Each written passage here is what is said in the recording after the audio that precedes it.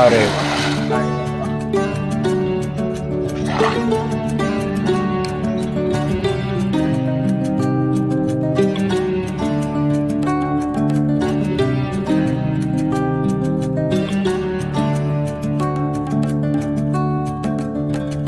के लिए काफी बल की जरूरत होती है। हम देखते थे कि भाई ये काफी जो हल्का होगा, लेकिन ये काफी जो है भारी है ये।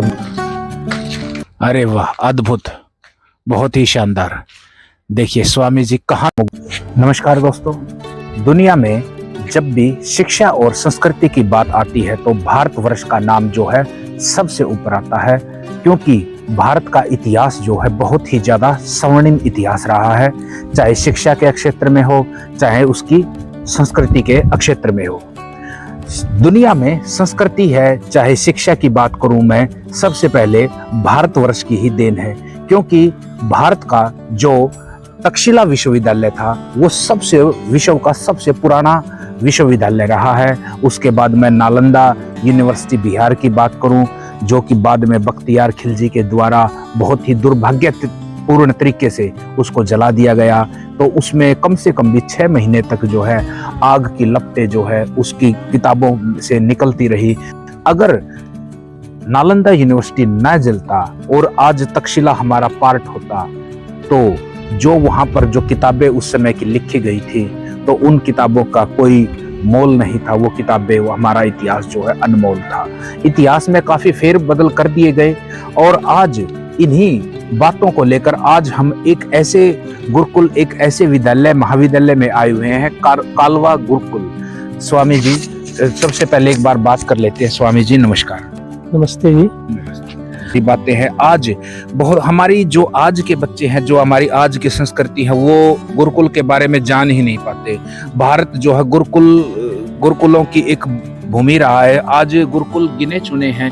इनके कम होने का सबसे बड़ा कारण क्या है सर, कि गुरुकुल इतने कम हो गए, शिक्षा का जो सबसे बड़ा केंद्र था? जी देखिए, हम गुरुकुल हमारे इस वैदिक संस्कृति को बचा सकते हैं, क्योंकि असली निर्माण जो होता है वो बच्चा गुरुकुल में ही होता है। और भ्राता जी ने पूछा कि हमारे गुरुकुल समाप्त होने का क्या कारण रहा है, तो देखिए 700 साल तक हमारे ऊपर मुगलों ने राज किया है और फिर अंग्रेजों ने राज किया है। तो देखिए हमारे देश में फिर भी किसी प्रकार की कोई मंदी नहीं थी, ना ही तो भूखमरी थी और ना ही अनपढ़ लोग मिलते थे।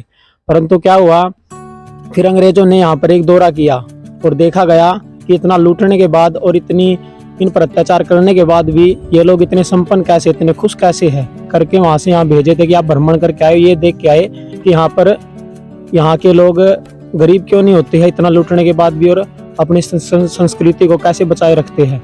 और उन्होंने देखा कि यहाँ की जो गुरुकुल पद्धतियाँ है वो इस समाज का मूल कारण है, जिस पर ये सारा समाज टिका हुआ है, भारतवर्ष टिका हुआ है।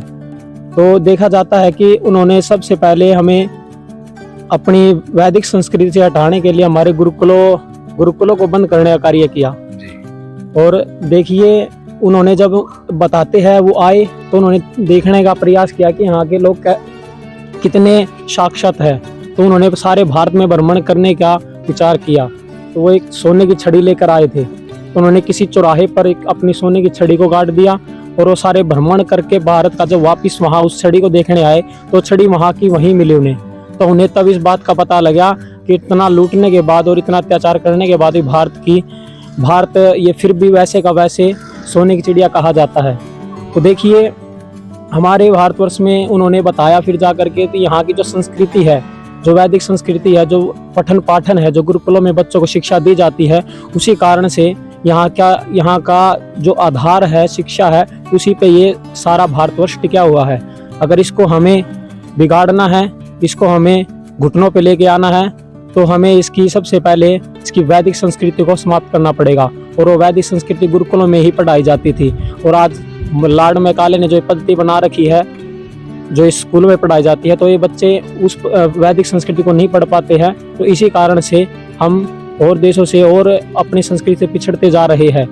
तो मुख्य कारण यही रहा कि अंग्रेजों ने हम सबसे पहले हमारे गुरुकुलों को समाप्त करना प्रारंभ किया, जिसके कारण आज हम गिने चुने ही गुरुकुल बच गए हैं अपने भारतवर्ष में, और यहीं बच्चों का जो कुछ निर्माण हो पाता है तो वहीं यहाँ पर देख रहे हैं आप काड़वा गुरुकुल में यहाँ से भी इतने ब्रह्मचारी निकले हैं। जैसे स्वामी रामदेव जी है, वो भी यहीं के स्नातक रहे हैं, जो आज पूरे देश विश्व में उनका डंका बजा हुआ है। आइए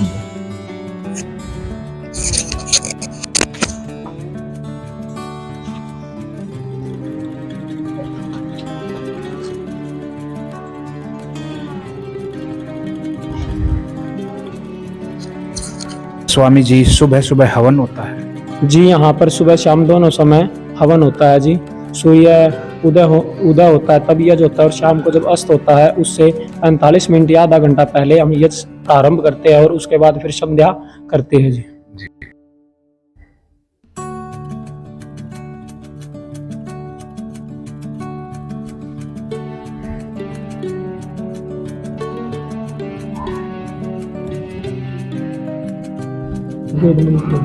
वेद मंत्र वगैरह भी ले लें।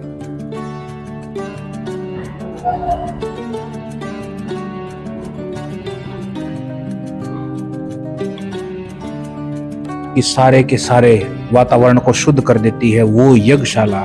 यहाँ पर अभी हम स्वामी जी के साथ हैं। करना चाहिए। देखिए, हमारे वेदों में बताया गया है जो यज्ञ नहीं करता उन्हें पाप लगता है जी।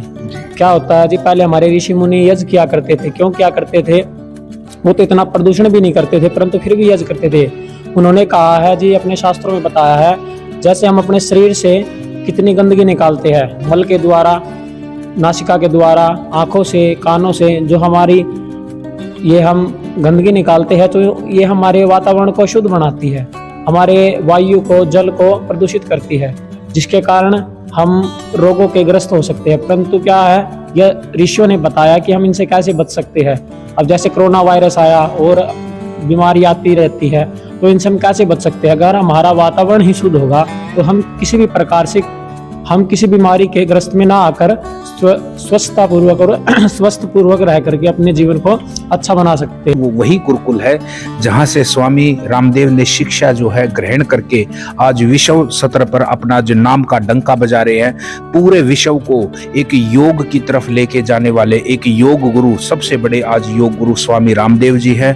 तो आज उन्हीं का, जहाँ से उन्होंने शिक्षा ग्रहण की है, आज उन्हीं की जो शिक्षा पद्धति उन्होंने कैसे हासिल की है, आज विश्व में उनका कैसे नाम है, तो उसी गुरुकुल को जो है आज हम जो है भ्रमण करने के लिए आए हुए हैं। तो बहुत ही शानदार ये गुरुकुल है। तो आगे की तरफ चलते हुए और हम इस गुरुकुल का एक बार भ्रमण कर लेते हैं। तो आगे की तरफ चलते हुए हमें जो है एक व्यायामशाला यहाँ पर देखने को मिली है। तो आचार्य जी से जान लेते हैं व्यायामशाला के। तो यहाँ पर सर, यहाँ पर आचार्य जी व्यायामशाला व्यायाम करते हैं जी। यहाँ पर बच्चे सुबह 3:45 पे उठ के 3:45 पे सुबह उठ जाते हैं, और उसके बाद शौच आदि से निवृत्त होकर के यहाँ पर व्यायाम करते हैं। और व्यायाम करने के बाद फिर स्नान आदि से निवृत्त होकर फिर अपना यज्ञ में बैठते हैं। यज्ञ करके और फिर स्वाध्याय करके फिर प्रातराश करते हैं जी। इस प्रकार से दिनचर्या थोड़ी रहती है सुबह की। तो यहीं पर बच्चे हमारा देसी व्यायाम करते हैं। देखिए, जैसे राम मूर्ति दंड है, मुदगर घुमाना है, रस्से पे चढ़ना है, तो ऐसे व्यायाम यहाँ के ब्रह्मचारी करते हैं जिसको मैं सुना था। तो आज ये जो मुकद्दर है, हालांकि काफी ये वजन है इसके अंदर, और जो इसको घुमा देते हैं, एक हाथ से भी इसको घुमा देते हैं, और इसको जो है घुमाने के लिए काफी बल की जरूरत होती है। हम देखते थे कि भाई ये काफी जो हल्का होगा, लेकिन ये काफी जो है भारी है ये मुकद्दर। तो काफी इसके अंदर वजन है। कम से कम कितना वजन होगा? आप बताइए कितना होगा इसमें 6-7 किलो 8 किलो तो वजन होगा ये। कितना ही है? हाँ, आराम से घुमा लेते हैं। हाँ, देखिए, अरे वाह, कितना आसानी से। देखिए, स्वामी जी ने इसको जो है, बोलते हैं ना बाएं हाथ का खेल है, तो स्वामी जी ने इसको जो है बिल्कुल बाएं हाथ का जो है खेल है ये, बिल्कुल। तो आम व्यक्ति तो इसको बिल्कुल कर नहीं पाता। तो एक छोटा सा बच्चा भी है, ये देखिए व्यायाम कैसे जो है, कितना अच्छा, कितना बढ़िया व्यायाम कर रहा है। तो बहुत ही अच्छा है। और यहाँ पर जो है एक रस्सा भी यहाँ पर चढ़ने के लिए लगाया गया है। आप चढ़ जाओगे इसके ऊपर? एक बार चढ़ के दिखाओ थोड़ा सा।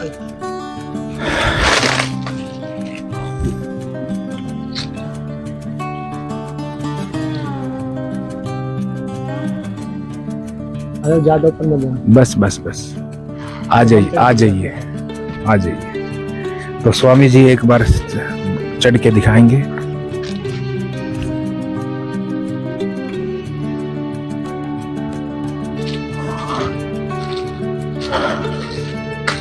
अरे वाह, अद्भुत, बहुत ही शानदार। देखिए स्वामी जी कहाँ तक, बिल्कुल ऊंचाई तक, शिखर तक चले गए हैं। बहुत ही शानदार। आम व्यक्ति के लिए यहाँ पर चढ़ना इसके लिए बहुत ही मुश्किल कार्य है ये, और बड़ी आसानी से स्वामी जी ने इस कार्य को कर दिखाया, बड़ी आसानी से। तो दोनों ही कार्य, चाहे मुगदर घुमाना है, चाहे फिर रस्से पर चढ़ जाना है, ये सारे के सारे जो कार्य है बड़ी आसानी से स्वामी जी ने किए हैं। तो स्वामी जी अभी जो है बाग के अंदर चारों तरफ का जो दृश्य है वो बहुत ही शानदार है। छोटी छोटी जो है आमियाँ भी, जो आमियाँ होती है वो लग गई हैं आम के पेड़ के ऊपर। तो कब तक ये जो है पक जाएंगे? तो ये जून जुलाई के अंत तक लगभग पक जाती है। वहीं यहाँ ब्रह्मचारी ऑर्गेनिक आम है जी, यहाँ पेड़ से ही पककर जो डल नीचे पड़ जाते हैं वो इकट्ठे करके फिर पाकशाला में रख लिए जाते हैं और फिर सारे ब्रह्मचारी को वितरण किया जाता है। तो इस प्रकार से, और यहाँ पर ये हमारी खेती है जहाँ पर ऑर्गेनिक सब्जियां हम उगाते हैं। अच्छा, ये ऑर्गेनिक सब्जी है? हाँ जी। तो यहाँ पर ऑर्गेनिक सब्जी ब्रह्मचारियों को खाने को मिलती है। हम बाजार से कुछ भी सब्जियां वगैरह नहीं खरीदते जी, यहीं से अपनी सब्जी उगाते हैं और यहीं से अपन सब्जी बना करके ब्रह्मचारियों को खिलाते और खुद भी सारे खाते हैं जी। जी, बहुत ही शानदार। और ऑर्गेनिक, हमें भी जो है ऑर्गेनिक तरीके से जो है खेती करनी चाहिए। और जो आज हम जो है रासायनिक खाद्य पदार्थों का जो है प्रयोग करते हैं वो बहुत ही गलत है। स्वामी जी का बिल्कुल, और हम भी बहुत मतलब एक संदेश देते हैं कि ऑर्गेनिक, क्योंकि खाना हमें ही है। कितना हम पैसे के पीछे भागेंगे, पैसे के पीछे भागते भागते जो है हम कहाँ पर आ गए हैं। शरीर का हमारा ही नुकसान है। जो घिया के अंदर, जो लौकी के अंदर जो इंजेक्शन लगा देते हैं, चाहे यूरिया का, चाहे कीटनाशकों का, कितना मतलब अंधाधुंध जो है यूज हो रहा है। वो कहीं ना कहीं जो कैंसर है, ये जो बीमारियां हैं, आज हॉस्पिटल भरे हुए हैं, ये इन्हीं की देन है स्वामी।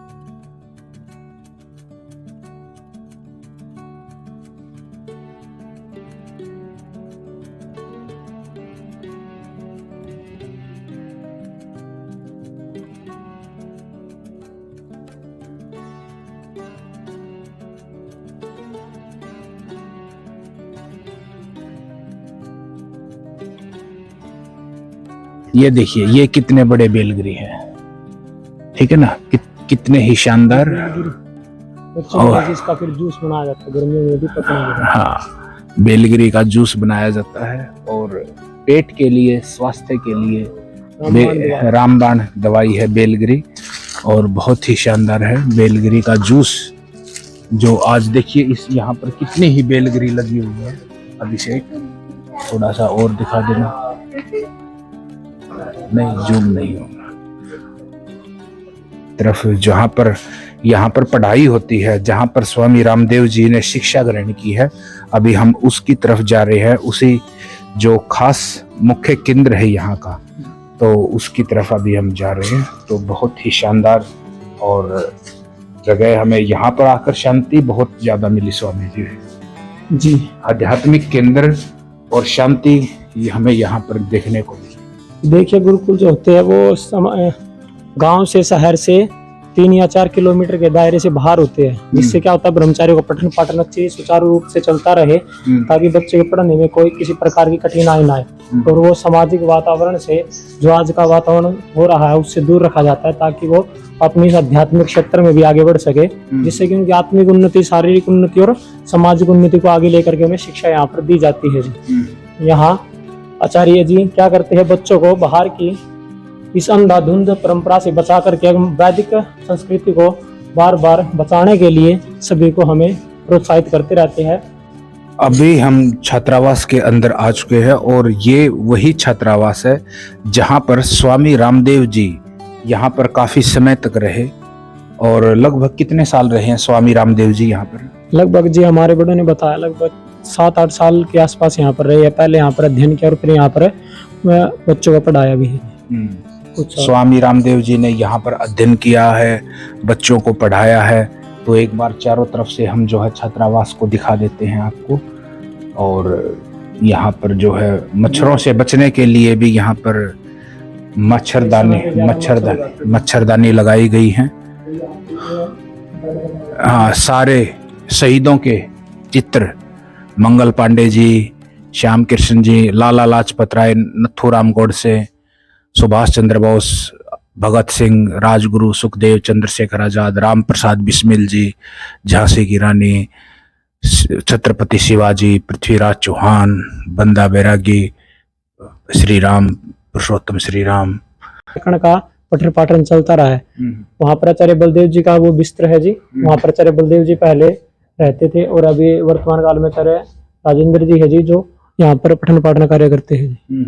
तो मुख्य रूप से अष्टाध्यायी रहते हैं। वैसे स्वाध्याय में जी सत्यार्थ प्रकाश है, रामायण है, महाभारत है, चरक है, अभी महाभारत का वो चला हुआ। हाँ, अभी सुबह जी यज्ञ करने के बाद महाभारत का स्वाध्याय किया जाता है जी। अभी आचार्य जी ने जैसे बताया, अभी महाभारत का जो स्वाध्याय है वो चला हुआ है। ये दिखा रहा हूँ, ये वही स्थान है। यही इसी स्थान पर बैठकर स्वामी रामदेव जी ने शिक्षा दी है बच्चों को। और स्वामी रामदेव जी एक इतना बड़ा जो नाम है आज विश्व स्तर पर जो छाया हुआ, योग को एक नई पहचान देने वाला नाम स्वामी रामदेव जी, आज हम वही उन्हीं की जो है कर्मस्थली पर आए हुए हैं जहाँ पर उन्होंने शिक्षा लेकर आज विश्व में डंका बजा दिया है योग का। वगैरह छोटी बछड़े हैं, सभी हमारे पास 100 गाय है वर्तमान में। तो उन्हीं की हम सेवा भावना सेवा करते रहते हैं। बड़ी गौशाला में भाई बैठे हुए लेकिन के बछड़े हैं। तो बहुत सारी गायें हैं और यहाँ पर वो बछड़ा गर्मी में कैसे पुराने समय में तो जी स्वामी रामदेव जी के समय में यहाँ पर कभी हाथ से चारा काटा जाता था और आज जो है मशीन के साथ ही यहाँ पर काटा जाता है चारा। हाँ, पहले गायें कमी थी, अब ज्यादा है गायें।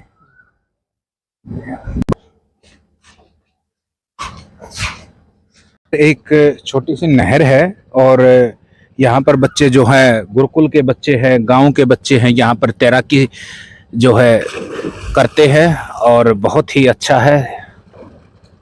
यहाँ पर शास्त्र में बताया गया है ब्रह्मचर्य के लिए नहर में या तालाब में अच्छे ठंडे पानी में नहाना ब्रह्मचर्य के लिए काफी लाभदायक बताया गया। तो इसी प्रकार से यहाँ पर बच्चे सुबह शाम यज्ञ से पहले कार्य कर करके इसी में स्नान करते हैं तो उनके ब्रह्मचर्य का इससे लाभ होता है और पानी की भी मात्रा में बचा ली जाती है। इससे डिप्रेशन में आते हैं वो मुख्य रूप से उनका ब्रह्मचर्य ही का खंडन होने से ही वो आज के जो युवा है वो हतोत्साहित देखे जाते हैं। तो हमें मुख्य रूप से आज के अगर बच्चों की भविष्य को अगर संभालना है तो उनके मुख्य रूप से उनके ब्रह्मचर्य पर ध्यान देना चाहिए कि सभी के बच्चे ब्रह्मचर्य का दृढ़तापूर्वक पालन करें और अपने लक्ष्य को प्राप्त ब्रह्मचर्य के द्वारा ही हम कर सकते हैं जी।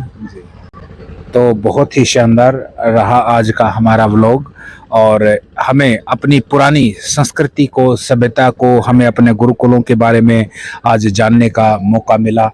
तो आप जो है वीडियो को लाइक कीजिए, चैनल को सब्सक्राइब कीजिए और मिलते हैं जल्दी ही एक नए और शानदार व्लॉग के साथ। जय हिंद।